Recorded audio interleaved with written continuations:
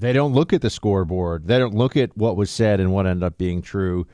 And look, for us, I mean, I was very disappointed by a lot of things that happened in the midterms. But for me, one of the biggest ones was that clearly for a lot of people, the fatigue over just having to deal with COVID and the shots and the masks and social distancing was a scam, folks. This is the matter of public record. Social distancing was a scam. This was a population control tool used because they had nothing else to tell people.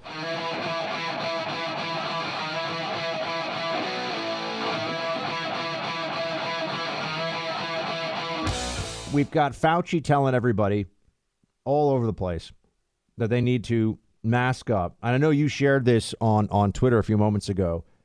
Everybody, he's still telling you to get a COVID test before Thanksgiving dinner. People that went along with this guy and defended him and said that he was a genius and a hero should be ashamed. I mean, they should feel deeply embarrassed, you know? But Clay, people have different. Oh, it's in? We've got some of it? Oh, boy. Let's play. Which one do we have? We have the first one here? Let's do the one where he says that you should get a COVID test before Thanksgiving. We're not talking about this in 2020. I mean, this is crazy. This has just happened in the White House. Fauci telling you may want to get a COVID test before Thanksgiving dinner. First of all, everybody should be vaccinated and boosted with flu and with COVID. Whether or not you wear a mask, or another thing we shouldn't underestimate is testing. So when we're gathering at a family gathering for Thanksgiving or for Christmas or for any other holiday as we get into the winter, it makes sense that you might want to get a test that day before you come into a place in which you might be infected and spread it, or other people who might be there, in order to protect. So masking is important, but you can count masking, vaccine, boosting, testing. All of that is part of the spectrum of protecting yourself and your family. None of that stuff does anything that's going to stop anybody from getting COVID, by the way. We all know this. We've been through this now. Clay, he is a vile sociopath. I mean, I also think it undermines people's faith in government in general, in our federal bureaucracy specifically, that this could be the highest paid federal employee, be a celebrated person by the media, and he's awful. I mean, he's never apologized or said he was wrong once. He is wrong about everything and should apologize for everything. But instead, he's riding off into the sunset to collect big checks for his memoirs. Yeah, and the question that I would have, first of all, what percentage of people do you think are testing or wearing masks to their Thanksgiving gathering? But even what would be the point? So is he telling people, if you're a Rachel Maddow watching five Ukraine flags and pronouns in the bio lib, are you going to be like, well, unless somebody gets a test this year, they can't come to my Thanksgiving dinner. Yeah. They can't eat the big tofurkey that I've made for everybody. Like, what is this? And also the question I would have, I mean, look, I think everything that he said in that clip we just played is utterly ridiculous. But when would he say that ends? So the flu's not going away. Never. COVID is not going away. So does he? I mean, that's the question. So for the rest of our lives, Dr. Fauci, you are saying that you believe people should wear masks and test for COVID before they go to Thanksgiving dinner or to hang out with people for Christmas? I wish that, they've kept him away. Honestly, the only people that I've seen, with the exception of Rand Paul, who get access to Fauci are completely worthless and don't ask him any real questions. I'm just going to say it. I mean, if Fauci has been willing to sit down with you, certainly in the last year, maybe in the last 18 months, it's because you're weak on what's actually happened here. I have never seen him subjected to an interview. Rand Paul's different, obviously, that's the Senate, but I mean, yes, in the media sense, he has evaded every serious interview with real accountability. And it's obvious why he's done it, because Clay, think about this. So when should you wear a mask exactly? Because it's going to be flu and COVID season basically from now until the middle of March. So yes, you're going to wear a cloth. Oh, by the way, cloth masks don't work, which every data set that you can find shows. N95 masks don't really work either, folks. That wasn't true either. Double masking certainly doesn't work. So what are we even talking about here? Well, and moreover, Buck, if you're going to Thanksgiving, you're going to eat. So presumably. It is mask up between bites, to your point. Absolutely. Yeah, I mean, like, what? I don't even understand that argument. And he's telling people, we've got a mask, quote. This is not from 2020 or 2021. Fauci, just now in the White House, said, if you go into a room, we're going to play this for you, and you're the only person with the mask, you should feel good about yourself. You look great. Listen to this. What do you say about the word mask now being a pejorative in some communities? No, it shouldn't be. I mean, you're absolutely right. I mean, I know sometimes when you walk in and you have a mask and nobody has a mask, you kind of feel guilty. You shouldn't feel guilty. You look terrific. I mean, just, we're at a point now. If someone is going into places where, unless honestly, even if they have a health issue, masks don't work. Yes. So if someone's wearing a mask at this point, they either have a level of anxiety that they're not able to control, or they're just ignorant of the actual data sets with masking. Those are the only options at this point. There is no third option. And I'm seeing people, like, I watched football over the weekend, Buck. There are people going to football games outdoors and wearing masks. I mean, I'm going to Michigan, Ohio State this weekend.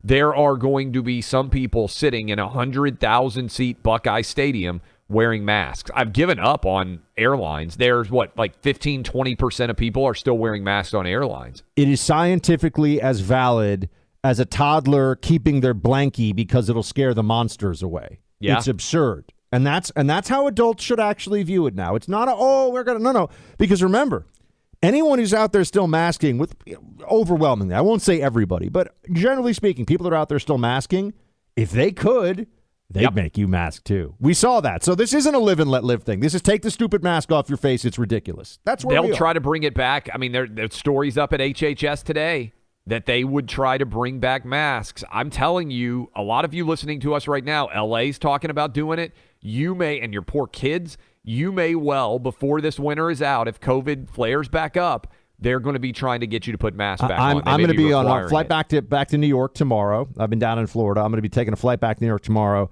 I think I'm just going to take a distance, one of those sort of distance selfies, like a Bradley Cooper at the Oscars, except they'll be, near the front of the plane. I mean, I don't fly first class because I'm not fancy, but, I like to try to be near the emergency exit. And it's always funny to people sometimes see me. They're like, oh, aren't you Buck from the Clay and Buck show? I'm like, yeah. And they look at me like, interesting. You're next to the bathroom in like row 27E. And I'm like, that's right. That's right. I fly Southwest, Buck. There is no first class. I know you flew Southwest. You flew Southwest the Patriot Wars. That's how Clay rolls too. Because come on, we're just trying to get where we're going. It's the folks. easiest way to get somewhere. Now, sometimes I will hop on a little charter to get in and out of a college town when it's hard to get into. But are we allowed to call that Clay Southwest. Force One, or is that not? Do they put a little decal on the side for you? I have not.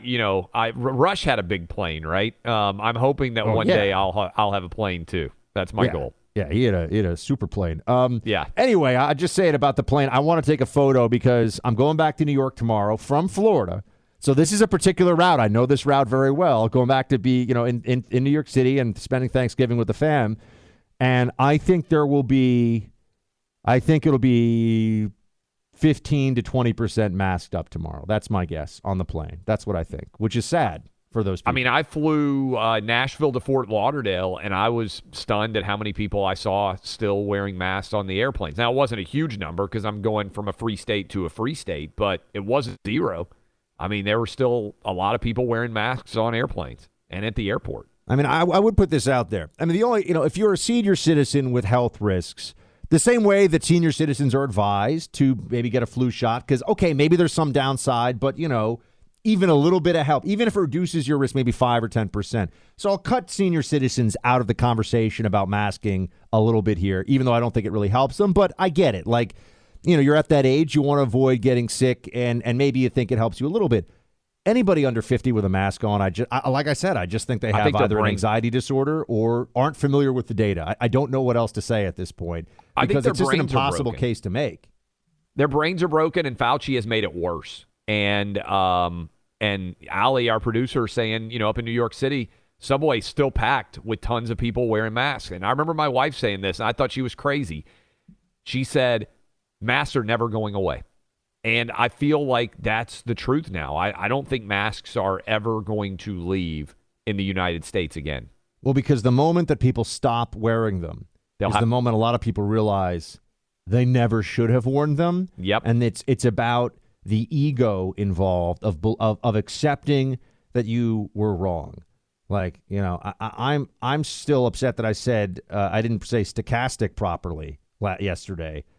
You can imagine if I'd been wearing an N95 mask and super uncomfortable for 2 years for no reason, Clay. You know? Yeah. That's a tough one. I think that's why they're never going away, sadly. But we should have adults telling people, hey, it's safe. You don't need to do this. Instead, we got Fauci doing the opposite, saying you look fantastic wearing your mask. I've been playing you some of the cuts from Dr. Fauci's goodbye press conference at the White House. And we want to make sure that we play you this because there is finally starting to be pushback against the Biden White House and Karine Jean-Pierre and the dishonesty that they spew every single day. And I want you to listen to this. It's a bit messy. But let me give you the background. Diana Glebova, and if I mispronounced her name, I apologize. She is a Daily Caller reporter. She's trying to ask Dr. Fauci about what he did to investigate the origins of COVID. And Karine Jean-Pierre steps in and says, this is inappropriate. You weren't called on. Listen to this lecture. And then other reporters also say, well, that's a very valid question. Just listen to the chaos inside the White House press corps as they try to control who can ask questions and what they can ask. Dr. Fauci, but she's only asking a great question. You're not being You asked your question. You should allow her to answer the question. Jeremy, She's asking a valid Jeremy, question, Dr. Fauci, it's on Jer- the origin of COVID-19. it is not your turn. No, It is not your turn. You can't on the same people. That's not the thing. You can't read a press briefing. You need to call from people across the room. She has a valid question. She's asking about the origin of COVID-19. I hear the question. And Dr. Fauci is the best person to answer I that hear question. your question, but we're not doing this the way you want it. This is the disrespectful. It is. I'm done. Simon, I'm done. I'm done. I'm done with you right now. Go ahead. Go ahead. Go ahead. You're taking time away from your colleagues. Fuck, I mean, things are Feisty. coming undone, huh? Yeah. Look, Fauci's actually not the best person to answer this because he's been a bureaucrat sitting in meetings telling people to wash their hands during flu season until COVID for 30 years. I mean, the guy, actually, if you look at what his initial policy recommendations were on HIV as well, nothing about Fauci is surprising to people who know how wrong he was. And Birx, by the way, Dr. Deborah Birx, who is just as wrong and just as awful as Fauci. She just got out of the game sooner because she didn't care anymore. But the fact that they're now trying to create this farewell tour for Fauci. Some journalists do have this little impulse. They're like, maybe we should know why the world was basically shut down for almost 2 years or 18 months or, you know, depending on where you are.